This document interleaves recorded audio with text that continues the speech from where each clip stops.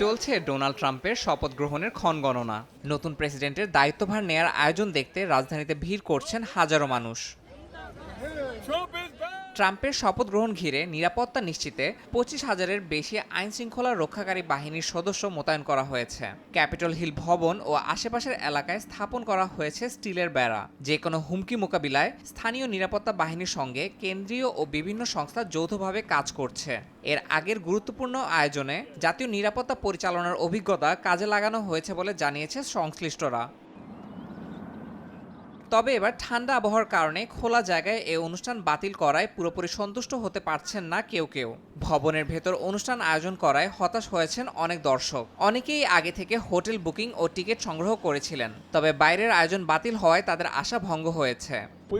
আমরা ক্যাপিটল হিলের পাশে দাঁড়িয়ে শপথ গ্রহণ অনুষ্ঠান দেখার পরিকল্পনা করেছিলাম, কিন্তু এই আয়োজনের অংশ হতে না পারায় খুবই হতাশ। তবে আবহাওয়ার সমস্যার পাশাপাশি নিরাপত্তার বিষয়টি মাথায় রেখে এই সিদ্ধান্ত গ্রহণ করা হয়েছে, সেটি আমরা বুঝতে পেরেছি। নিরাপত্তা ব্যবস্থা এবং আবহাওয়ার কারণে এবারের আয়োজন সীমিত করা হলেও শপথ গ্রহণ উপলক্ষে রাজধানীতে ট্রাম্প সমর্থকদের মাঝে উৎসবের আমেজ বিরাজ করছে। শপথ গ্রহণ শেষে সমর্থকদের সঙ্গে বিজয় র্যালিতে যোগ দেওয়ার কথা রয়েছে ট্রাম্পের। ইয়াসিন মোহাম্মদ জিসান, সময় সংবাদ।